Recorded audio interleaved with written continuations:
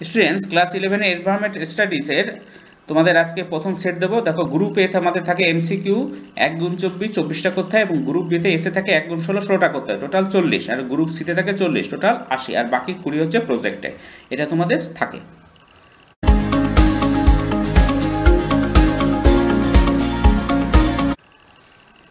দেখো, আজকে set on গ্রুপে প্রথমে এমসিকিউ, এটা তোমাদের পিডিএফ আকারে দেওয়া থাকবে, যে দরকার হবে সেটা ডেসক্রিপশন বক্সের লিঙ্ক থেকে পিডিএফ ডাউনলোড করে নিতে পারবে।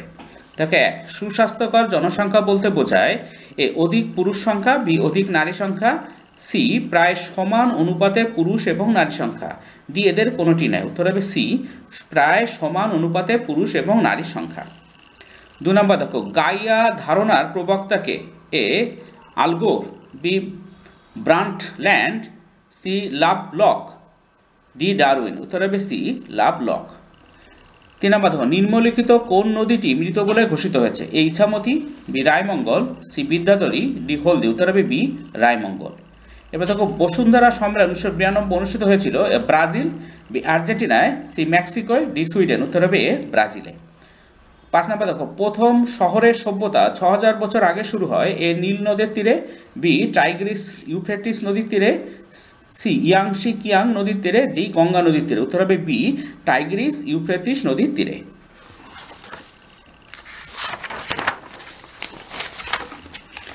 এরপর দেখো, শিল্প বিপ্লব শুরু হয়? এ 17 শতাব্দীতে, বি 18 শতাব্দীতে, সি 20 শতাব্দীতে, ডি এদের কোনোটি নয়। উত্তর হবে এ 17 শতাব্দীতে। দেখো, বিশ্ব জনসংখ্যা বর্তমানে মোটামুটি কত? A 4 billion, B 6 billion, C 5 billion, D 10 billion. উত্তর হবে বি 6 বিলিয়ন। দেখো, ভারতবর্ষের অর্থনৈতিক অবনতি এবং পরিবেশ দূষণের মূল কারণ হলো এ শিক্ষার অভাব, বি জনবিস্ফোরণ, সি জনসচেতনতার অভাব, ডি সংস্কৃতির অভাব। উত্তর হবে বি জনবিস্ফোরণ। দেখো, আবহাওয়া মণ্ডলের কোন স্তরে ওজোন গহ্বর সৃষ্টি হয়েছে? A stratosphere, B troposphere, C ionosphere, D exosphere. উত্তর হবে এ স্ট্র্যাটোস্ফিয়ার। এবার দেখো, পিএএন এর পুরো কথাটি হলো? A per atomic number, B peroxy acetyl nitrate, C per additive nitrogen, D এদের কোনটি নয়। উত্তর হবে বি পেরোক্সি অ্যাসিটাইল নাইট্রেট। দেখো, পশম পানীয় জলের পিএইচ কত? এ 5, বি 7, সি 9, ডি 3। উত্তর হবে বি 7। দেখো, নিম্নলিখিত কোনটি সিএফসি গ্যাসের উৎস? A generator, B refrigerator, C micro oven, D television. উত্তর হবে বি রেফ্রিজারেটর।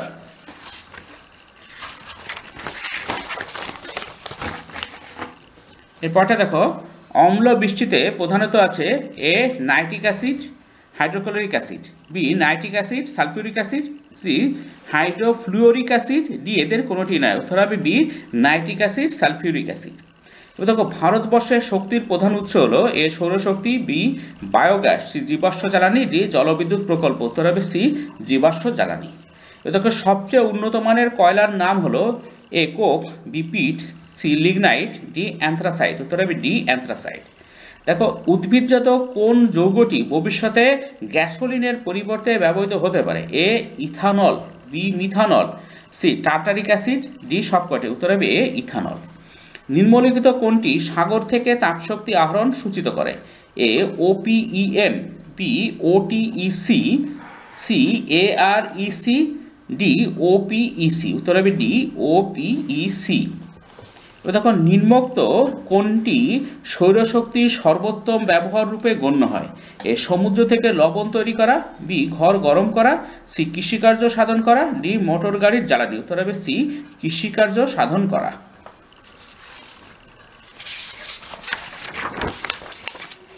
এরপরটা দেখো, সামাজিক পরিবেশের একটি উপাদান হলো? এ বায়ু, বি মানব সংস্কৃতি, সি প্রাণী জগৎ, ডি উদ্ভিদ জগৎ। বি মানব সংস্কৃতি। পৃথিবীর মোট জলের কত শতাংশ মানুষের পক্ষে অলভ্য? এ 1%, বি 50%, সি 99%, ডি 75%। উত্তর হবে সি 99%।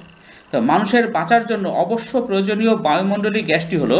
এ carbon monoxide, B sulphur dioxide, C oxygen, D সবকটি ঠিক। উত্তর হবে সি অক্সিজেন।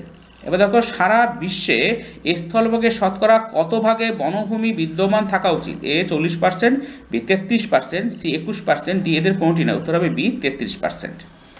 পৃথিবীর ওজোন স্তরের সবচেয়ে বড় গহ্বর দেখা যায় এ আফ্রিকার আকাশে, বি অ্যান্টার্কটিকার আকাশে, সি রাশিয়ার আকাশে, ডি সবকটি ঠিক। উত্তর হবে বি অ্যান্টার্কটিকার আকাশে। ফ্লাই অ্যাশের উৎস হলো এ তাপবিদ্যুৎ কেন্দ্র, বি জলবিদ্যুৎ প্রকল্প, সি কৃষিজমি, ডি সবকটি ঠিক। উত্তর হবে এ তাপবিদ্যুৎ কেন্দ্র। এবার দেখো তোমাদের গ্রুপ বি 1x16, 16টা এসে থাকবে। দেখো শর্ট প্রশ্ন, সাইলেন্ট স্প্রিং বইটি কার লেখা? রিচল কারসনের লেখা, যা 1962 খ্রিস্টাব্দে প্রকাশিত হয়। অথবা রামসার সম্মেলন জলাভূমি সংক্রান্ত কোন দেশে অনুষ্ঠিত হয়েছিল?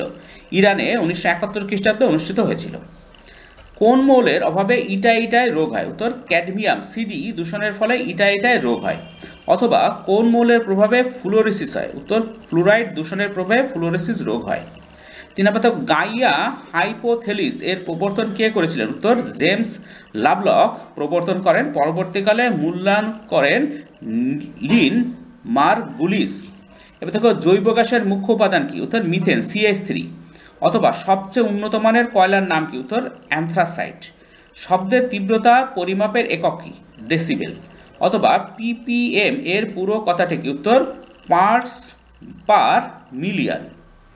দেখো মোটর গাড়ির ধোঁয়ায় উপস্থিত একটি বায়ু দূষকের নাম লেখো। উত্তর CO, কার্বন মনোক্সাইড।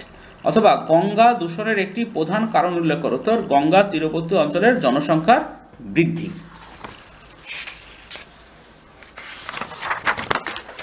এরপরটা দেখো, ভারতবর্ষে দেখা যায় এমন একটি বায়োমের নাম লেখো। উত্তর তুন্দ্রা বায়োম। তো সৌরশক্তির একটি ব্যবহার উল্লেখ করো। উত্তর সৌরচুল্লি বা সোলার ড্রায়ার। ভারতবর্ষে পানীয় জলে আর্সেনিকের সর্বোচ্চ অনুমোদনযোগ্য সীমা কত? উত্তর 0.05 mg পার লিটার বা 0.050 ppm। অথবা ব্যাটারি শিল্প থেকে নির্গত একটি দূষক ধাতুর নাম লেখো। উত্তর লেড, PB।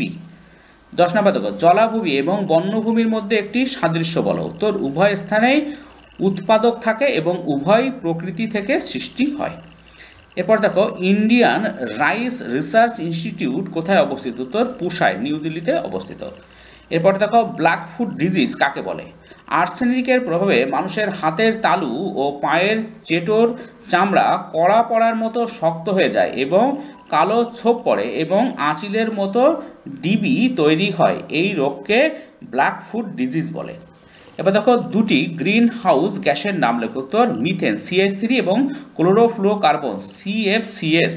অথবা স্মগ কাকে বলে? নানা প্রকার রাসায়নিক বাষ্প এবং ধোঁয়ার সাহায্যে কুয়াশা কখনো কখনো ভারী ও কালো হয়ে ভূপৃষ্ঠে নেমে আসে এবং একটি পাতলা আস্তরণ তৈরি করে। একে স্মগ বলে।